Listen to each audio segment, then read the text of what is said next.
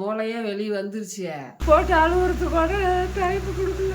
பெரிய இவன் தான் அவன். சரி அழுவிட்டு என்ன போட்டு காமிச்சேன் பாரு. உன் பையன் இப்படி போய் சாவறதுக்கு தான் உடம்பு ஏற்றிட்டு செத்துருப்பானாட்டுக்குது. பாருதா எப்படி உடம்பு ஏற்றிட்டு வீடியோ பண்ணியிருக்கிறான் பாரு. ஆமாடா, அவன் சம்பாதிச்சான், நல்லா முட்டையும் கறியுமா தின்னான், ஜிம்மு பண்ணி உடம்பு இப்படி ஏற்றி வச்சிருக்கிறோம். அவனை போட்டுட்டு போய் அதாம தான் நெருப்பு வச்சுட்டு வந்து உட்காந்துட்டு இருக்கேன். இவ்வளோ பேர் உடம்புங்க போய் நெருப்பு வச்சு எரிச்சு வச்சுங்க உடம்ப. ஜத்த வாட்டி தான் ஜிம்மு பண்ணி இப்படி எடுத்து வச்சிருக்கிற போட்டாவே நான் பார்க்குறேன். நான் வீடியோவில் என் மாவன் என்னை விட்டுட்டு போகிறதுக்கு தான் இப்படி எல்லாம் சாப்பிட்டு இப்படி எல்லாம் உடம்பு ஏற்றிட்டு. அழுவாத, ஏன் அழுவுற? செத்து போயிட்டான், நாம் என்ன பண்ண முடியும்பா? என்ன நாம் என்ன பண்ண முடியும்? சாவ போகிறீங்கன்னா அன்றைக்கி ஃபுல்லாக நைட்டு நிறையா சாப்பிடுவாங்களாம்மா. அந்த மாதிரி நைட்டு ஏதோ மேகி பைட்லாம் போட்டுட்டு குண்டா நிறையா சாப்பிட்டான்னு நீ தானே சொன்னேன். அவன் ஒரு மாதமாகவே நல்லா தான் சாப்பிட்டுட்டு இருந்தான். ஒரு நாளைக்கு 10 முட்டை சாப்பிடுவான்.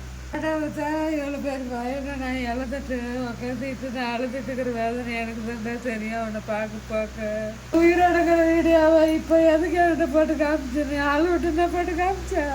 என் சாமி இனிமே நான் எங்கே போய் நான் நேரில் பார்க்க போகிறேன். நம்ம செத்து போயிடும் நினச்சியா இந்த வீடியோவை பிடிச்சி வச்சுருந்தோன்னா என்னன்னு வந்து எண்ணெய் தேய்ச்சி தண்ணி ஊற்றிக்கிட்டு மீன் எடுத்துகிட்டு வந்து குழம்பு வச்சு கொடுமான்னு கொண்டாந்து. நீங்கள் 2 பேர் மட்டும் தின்னு பேண்டு போடுவீங்க. ஆமாம், நாங்கள் 2 பேரும் தான் தின்னு பேலுவோம். நீ யாருந்த தின்னு பேலுறதுக்கு? அப்படி தின்னு தான் அப்படி உடம்பு ஏற்றி வச்சிருக்கிறான். அவன் சம்பாதிச்சான், அவன் வாங்கிட்டு வருவான், அவன் தின்னான். அது என்னத்துக்கு உனக்கு வந்து அவ்வளோ பொறாமையா இருக்குது? இவனை மாதிரியே உடம்பு ஏற்றுறோம் பாரு. அவனை மாதிரி ஒரு இதுக்கு கூட நீ தூசிக்க ஆக மாட்டான். அவனை மாதிரி என்ன நீ உடம்பேத்த நீ திரும்பி தூங்குறதுக்கு தான் லாய்க்கிறீங்க. அவன் வச்சிருக்கிற இரும்பெல்லாம் நீ தூக்குவியா? நீ இதோட டபுள் மடங்கு உடம்பு வரும் பாரு. எனக்கு தூத்துக்கல் தண்ணி தூக்கிட்டு வர மாட்டேங்கிறான். இரும்பு தூக்குறான். இரும்பு நான் உடம்பு சரியில்லாத கிடக்கும்போது அப்படியே நான் ஒண்டியே அழகா தூக்கிட்டு போய் போட்டான் காரு. நீ தூக்குவியா? அடடி அப்படின்னு இடிச்சு தள்ளி விட்டு போயிருப்பேன். இப்போ பண்ணுறான் பாரு, எப்படி பண்ணுறான் பாரு. பெரிய இவன் நினைப்போம் மனசுல.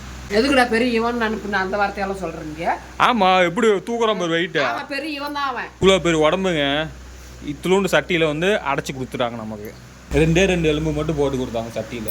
காலை விட்டு நாளைக்கு அவனை நினச்சி அழுதுகிட்டு சொல்லி விட்டுட்டு போயிட்டு வந்தான். என் பையன் வந்து போயிட்டு விடிஞ்சதும் பணமாக வந்தான். பணமாக கிடக்குறாங்கிற நியூஸ் மட்டும்தான் எனக்கு காதுக்கு இருந்துச்சு.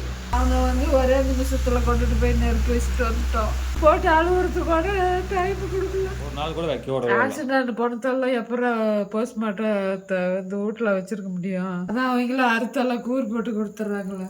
போஸ்ட்மார்ட்டம் பண்ணதெல்லாம் வீட்டில் வச்சிருக்க முடியாதுடா. சரி, அப்படியே வெளியே வச்சாது கொஞ்சம் ஒரு நாள் வைக்க முடியாது. ஒரு நாள் ஃபுல்லாகவும் வைக்க முடியாது. அதெல்லாம் அப்படி கொண்டுட்டு போய் நெருப்பு வைக்கிறது தான் அவனு 32 வருஷமா வளர்த்திருப்ப மாட்டேங்குது. தனியாக பிரிஞ்சு போயிருந்தானா கூட எனக்கு அந்த வேதனையும் வலியும் தெரிஞ்சிருக்காது. என் கூடயே இருந்துட்டு என்னை விட்டு பிரிஞ்சு போயிட்டான். எந்த தாய்க்குமே இந்த சோதனையும் வேதனையும் வரக்கூடாதுங்க. நான் நடப்பணமா நான் நடந்துக்கிட்டு வாழ்ந்துக்கிட்டு இருக்கிறேன். இப்படி செத்து போயிடும் நினச்சிதான் அவ்வளோ போட்டாவை பிடிச்சி வச்சிருப்பான்னுட்டேங்குது. அவனுக்கே தெரிஞ்சிருக்காது செத்து போயிடுவோன்னு. அந்த போஸ்ட்மார்ட்டம் ஐஸ் பெட்டிக்குள்ள வைப்பாங்கல்ல, நான் போய் ஃபர்ஸ்ட் டைம் இப்படி ஐஸ் பெட்டி திறக்கிறாங்க. அப்படியே உடம்புலாம் இருக்குது, அப்படியே தலை அப்படியே ப்ரீடேட்டர் மூச்சு பிரியும்ல, அப்படியே 2 பிரிஞ்சு கிடக்குது. மண்டை அப்படி பாதி வெட்டின மாதிரி. அதான்டா இப்படி நான் தொட்டு பார்த்தேன்டா. அதான் வெட்டின மாதிரி அங்கே தான் தைச்சி கொடுத்துருக்குறாங்க.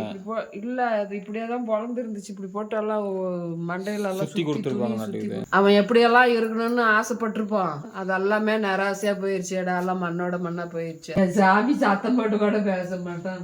இந்த நெஞ்சு இப்படி இருக்குத, இந்த நெஞ்ச 2ஆ பொழந்து நீ தான் அறுத்து எடுத்துட்டு இருக்கிறாங்கன்னு சொன்னிய. வந்து அறுத்துட்டு தான் இருந்தாங்க. ஆனால் என்ன பண்ணான்னு தெரியல, எடுத்தாங்களா இல்லையான்னு.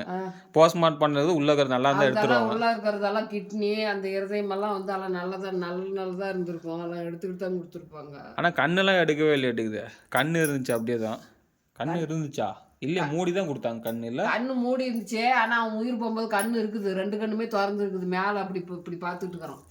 என் மாவன் என்ன நினச்சி துடிச்சு செத்து போனானா?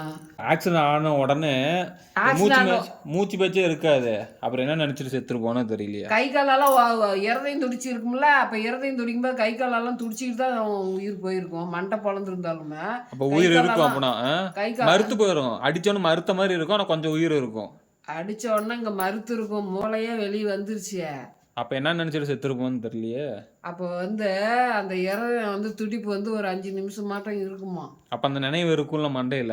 மண்டே தான் இல்லையா மூளைய சாதாரணமாக சொல்கிறாங்க அவன் விதி முடிஞ்சு போச்சு போனான் செத்து போயிட்டான் அப்படிங்கிறாங்க. ஆனால் அந்த வீடியோ பார்க்கும்போது அவன் செத்த மாதிரியே தெரியல எனக்கு. நம்ம கண்ணு முன்னாடியே கொண்டு போய் நெருப்பு வச்சுட்டு அவனுடைய அஸ்தி வாங்கிட்டு போய் கரைச்சிட்டு வந்துட்டேன்.